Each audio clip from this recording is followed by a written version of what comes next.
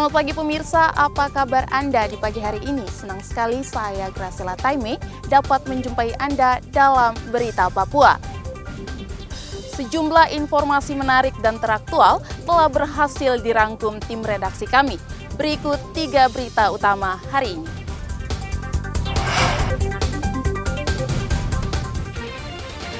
Tersangka kasus gratifikasi Gubernur Papua ditangkap tim KPK di sebuah restoran di kota Jayapura.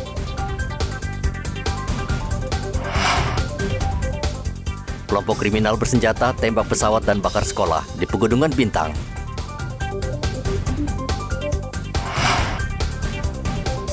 Tim SAR temukan 2 korban tenggelam meninggal dunia.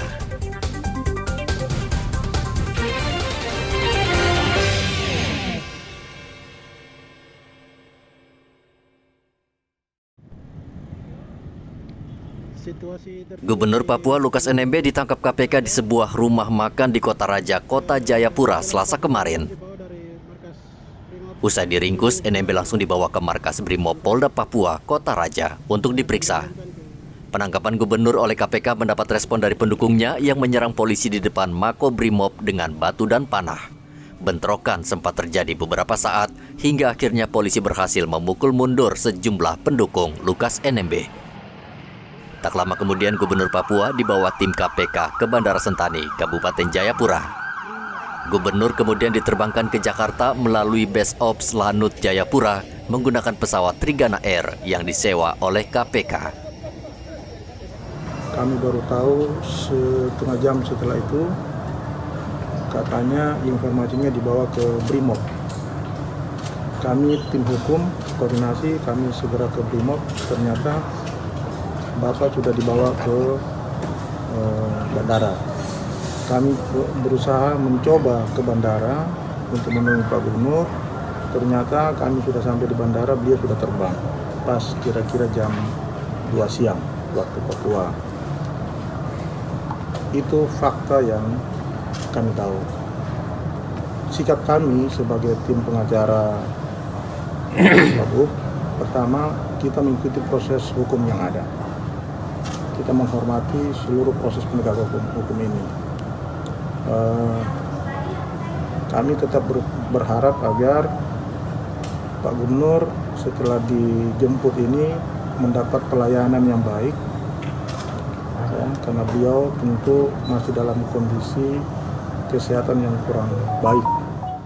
Kapolresta Jayapura Kota Kombes Victor Magbon mengatakan situasi sudah terkendali dan meminta warga tidak terpancing isu sehingga menjaga tanah Papua terus aman. Terkait dengan upaya penegakan hukum terkait dengan Bapak Gubernur Lukas NMB oleh KPK, situasi masih kondusif.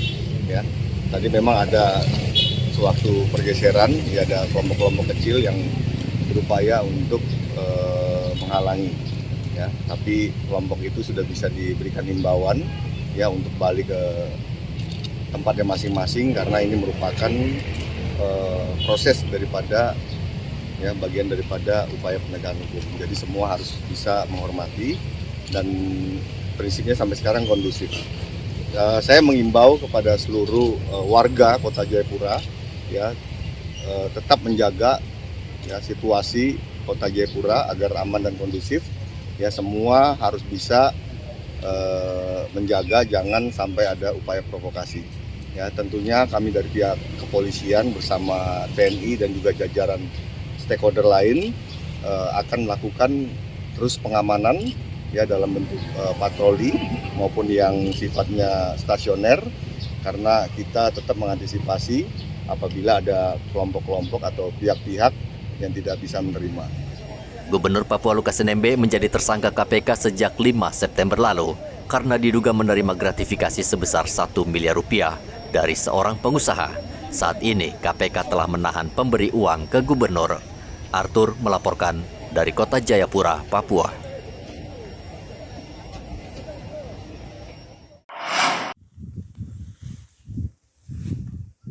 Kelompok kriminal bersenjata kembali berulah. Kali ini mereka kembali menembak pesawat jenis karavan milik maskapai Ikaros dan membakar sekolah di Pegunungan Bintang Selasa kemarin. Pesawat Ikaros yang terbang dari Bovendigul tujuan Oksibil ditembak kelompok kriminal bersenjata di Bandara Oksibil saat pesawat hendak mendarat. Pesawat ditembaki dari arah ujung bandara sehingga menyebabkan pesawat gagal landing dan memilih kembali ke Bovendigul. Dari hasil pemeriksaan, terdapat beberapa bekas tembakan di badan pesawat. Selain menembak pesawat, kelompok bersenjata juga membakar gedung SMK Negeri 1 Oksibil. Tidak ada korban jiwa dalam pembakaran tersebut karena siswa dan guru masih libur. Berangkat dari Tanah Merah, Bovendigul dengan rute menuju ke Oksibil, Pegunungan Bintang. Pada pukul 10.40 waktu Indonesia bagian timur. Jadi sebelum landing sudah langsung gagal dan kembali ke Tanah Merah. Tidak ada korban terhadap peristiwa tersebut. Rentetan daripada kejadian tersebut terjadi pembakaran satu buah gedung sekolah SMK Negeri Oksibil. Pada berselang dan pukul 11.00 masyarakat melaporkan ke Kapolres Pegunungan Bintang AKBP Muhammad Mustofi Bastomi beserta personil dan aparat dari TNI dan BRIMOB menindaklanjuti segera menuju ke tempat kejadian perkara. Aksi yang dilakukan kelompok kriminal bersenjata ini merupakan yang kedua dalam 3 hari terakhir. Sebelumnya, kelompok kriminal bersenjata terlibat kontak tembak dengan aparat gabungan TNI Polri pada Sabtu lalu, yang mengakibatkan 1 personel polisi terluka. Arthur melaporkan dari Jayapura, Papua.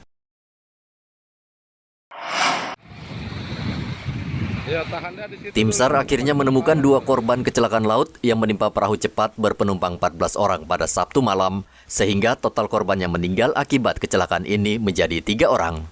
Salah satu jasad korban ditemukan pada hari kedua pencarian di Kampung Mansesi, Distrik Pulau Karudo, Kabupaten Kepulauan Yapen. Jasad ditemukan warga setempat terdampar pada Senin siang. Korban teridentifikasi bernama Serda Tommy Carter, anggota Koramil 170905 Barapasi, yang langsung dievakuasi ke kapal KRI Albacora dan langsung dibawa ke Serui. Kapolres Kepulauan Yapen mengatakan hingga saat ini tim gabungan masih terus melakukan pencarian terhadap 1 korban lain. Dan hari ini juga kami terus melakukan pencarian dengan menggunakan speed polairut. Dari 14 penumpang yang hilang, 13 sudah diketemukan dan 1 masih dalam pencarian. Dari 13 penumpang, 10 dinyatakan selamat, dan 3 orang meninggal. Terakhir yang pertama baru selesai kami evakuasi menuju ke Biak untuk selanjutnya diterbangkan ke Sumatera Barat untuk dikembalikan kepada keluarganya. Bila mana mengetahui adanya korban agar terus menginformasikan kepada pihak kepolisian untuk ditindaklanjuti. Sementara itu, penjabat Bupati Kepulauan Yapen memastikan tim Satgas Tanggap Bencana Yapen akan terus berupaya melakukan pencarian terhadap 1 korban lagi yang belum ditemukan. Ia menghimbau kepada seluruh masyarakat agar waspada karena cuaca saat ini buruk. Dan hari ini saya juga menghimbau sebagai pemerintah agar masyarakat baik yang melakukan perjalanan antar pulau, antar wilayah, tetapi juga para nelayan, supaya memperhatikan suasana cuaca yang selalu terus berubah-berubah, sehingga kita bisa mengantisipasi jangan lagi sampai kemudian ada korban. Ini akan bekerja sampai semua korban ini ditemukan. Kemudian yang mengalami perawatan di rumah sakit pun harus kita pastikan semua dalam keadaan aman dan sehat, bisa dikembalikan ke keluarganya masing-masing. Di hari yang sama, 1 jasad korban bernama Serda Arafat Wawini diberangkatkan menggunakan kapal Dobon Solo menuju ke kota Sorong untuk diserahkan kepada keluarganya di Fakfak. Sore harinya, jasad Serda Tommy Carter diberangkatkan menggunakan helikopter menuju kota Biak. Gelombang tinggi menghantam speedboat yang ditumpangi 7 tentara dan 7 warga sipil. Mereka hendak menuju ke Kabupaten Mambramo Raya pada Sabtu malam. 10 orang berhasil menyelamatkan diri, 3 orang meninggal dunia, dan 1 orang lagi masih dalam pencarian.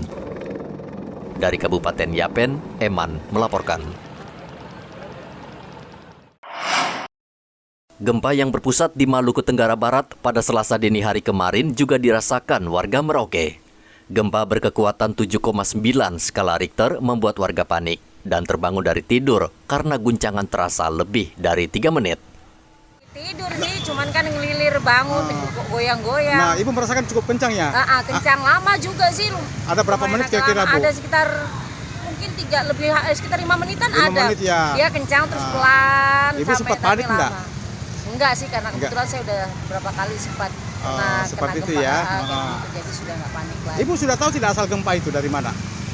Tadi pagi sih ada yang bilang lihat statusnya, ada yang bilang dari daerah Maluku, gitu. ada yang bilang di pusat gempanya di Mapi. Gitu. Belum baca berita pagi sekali sih. Sementara itu hingga Selasa pagi, menurut laporan Badan Penanggulangan Bencana Kota Sorong, tidak ada bangunan yang rusak dan warga yang mengungsi akibat gempa. Saat ini aktivitas warga di Kota Sorong, Papua Barat Daya berlangsung normal. Siswa tetap bersekolah dan perkantoran berjalan seperti biasa. Begitu juga dengan aktivitas penyeberangan antar pulau yang terpantau aman dan lancar. Kita bersyukur bahwa wilayah Papua dan Papua Barat tidak masuk dalam potensi tsunami, baik itu siaga atau waspada. Jadi kita tetap tetap waspada saja. Masyarakat di wilayah pesisir juga kita himbau untuk sementara menghindari berada di daerah berdekatan dengan laut. Nah, kondisi sampai dengan pagi hari ini, informasi dari BMKG terkait dengan gempa susulan dilaporkan sampai pada pencabutan status tsunami tadi pagi hanya 3 kali gempa susulan, dan itu pun magnitudenya semakin menurun, sudah di 5,4. Ya. Nah, saya menghimbau warga masyarakat untuk tetap mengupdate terkait informasi gempa bumi ini langsung dari lembaga yang berwenang, BMKG dalam hal ini, sehingga tidak termakan oleh berita hoax yang terjadi. Ya. Jadi mengupdate informasi gempa yang terkini itu semua dari lembaga terkait, tidak mendengarkan informasi-informasi lainnya dari orang-orang yang tidak berkompeten untuk mengeluarkan informasi gempa. Kemudian warga masyarakat Kota Sorong sekali lagi bahwa gempa bumi ini adalah salah satu bencana yang tidak bisa dideteksi oleh siapapun, oleh alat apapun pada saat terjadi. Nanti setelah terjadi gempa baru alat seismografnya mendeteksi kedalaman dan kekuatan gempa. Sehingga kami terus mengimbau masyarakat untuk waspada terhadap bencana gempa bumi, yaitu dengan mengenal potensi bencana yang ada di wilayah tempat tinggal atau tempat bekerja, kemudian mengevakuasi, mengetahui jalur evakuasi, kemudian siapa-siapa yang harus dievakuasi. Jadi yang masuk dalam prioritas evakuasi ketika terjadi bencana itu adalah kelompok rentan yang kita sebut dengan lansia, kemudian orang sakit, orang hamil, anak-anak. Itu adalah kelompok-kelompok rentan yang orang cacat, ya. Itu yang harus segera dievakuasi ketika terjadi gempa bumi. Herlin menghimbau agar warga Kota Sorong untuk selalu waspada dan terus mendapatkan informasi perkembangan gempa bumi dari sumber yang terpercaya. Muhammad Ridwan dan Topan melaporkan dari Merauke dan Kota Sorong.